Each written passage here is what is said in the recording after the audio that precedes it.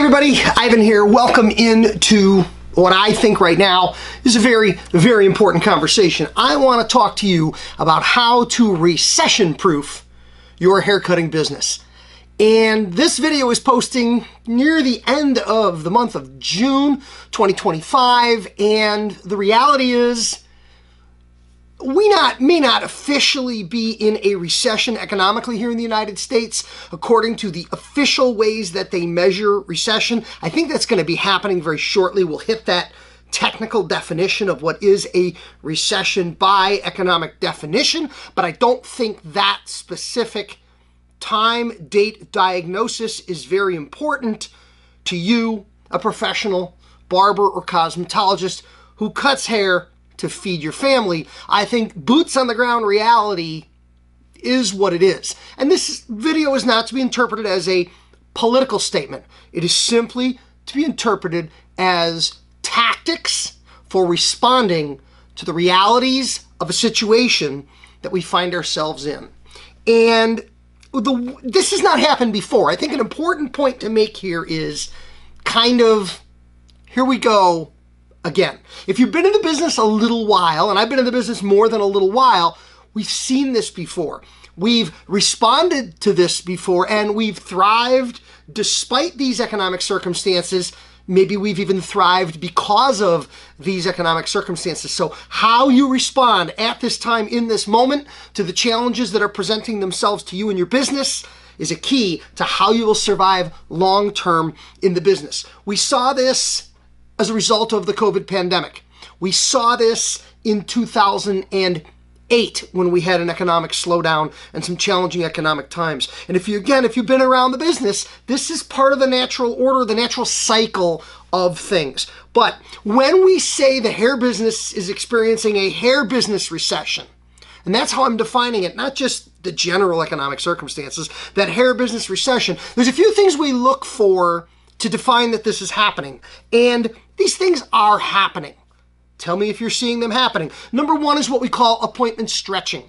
Clients staying away longer between appointments, stretching out or gapping the time between their appointments for primarily what are economic reasons, not just I decided to grow my hair, but the realities of those economics. Number two, trading down market. And we're going to talk a lot about this in this little video. Trading down market is the idea of a customer looking for a less expensive option for what they wish to purchase. So I always use the example sort of somebody who's been buying a $100 haircut in a fancy location looks to find a $50 haircut in a less fancy location. Somebody who's been a $50 customer is out looking for a $25 haircut experience. A $25 haircut client is out looking for a $12.50. Looking for something less expensive where they feel they can get the technical quality they want and the service experience that they want. That's trading down market. And the cool thing about that phenomenon is no matter where you are in the market, there's always somebody above you and somebody below you. So there can be those clients migrating unless you're the guy or the girl at the absolute top of the market and there's no one above you, but there's always someone below you in the market. Even if that someone is your customer cutting their own hair at home. I don't think it gets more down market than that. And lastly, of course, and this one's hard to read these days because it's a trend in general, but a greater percentage of your business migrating to credit cards, less cash out there, less cash flow. I think that's a general phenomenon in the industry across the board, is that more people are doing more of their lives on plastic anyways. But for those of you that do a mix, you're seeing more plastic. We're all seeing more plastic. So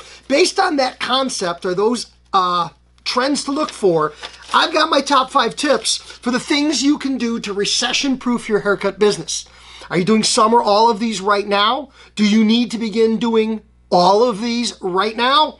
I really think you do. So let's get into it. Number 1, tips for recession-proofing your haircut business. Timeless tips that although I'm posting this video in June of 2025, I truly believe this is evergreen information. This video will be viable. This video will be watchable, usable, and applicable starting a long time ago until forever, really, I think, when it comes to ensuring the long-term health and viability of your business, but especially in tougher economic times. Number 1, be unique and utterly irreplaceable. Be so good at what you do that there is no option to do business with someone else. Be unique. Be your unique self. I always talk about sharpening the spear, focusing your business. If you're everything to everyone, you're nothing to anyone. Be something super, super important to a very limited number of people, enough for a viable business. Don't get so nichey that there's not enough customers, but that would be hard to do because there's more than enough customers. But be so unique, so special, so irreplaceable that not going to you is not an option. Now, I can't give you battle plans. I can't give you marching orders for how to do that because in that uniqueness, that's going to be different for everybody. But it's enough to say, be so good, so special, so unique that you are utterly irreplaceable in the mind and in the budget of your customer, and you'll have nothing to worry about for a whole career. Number 2 on the list, of course, we're going to always go here. It's rebooking. Rebooking is the art, and it's truly an art, of getting your client on the appointment book for their next appointment before they physically leave the building today.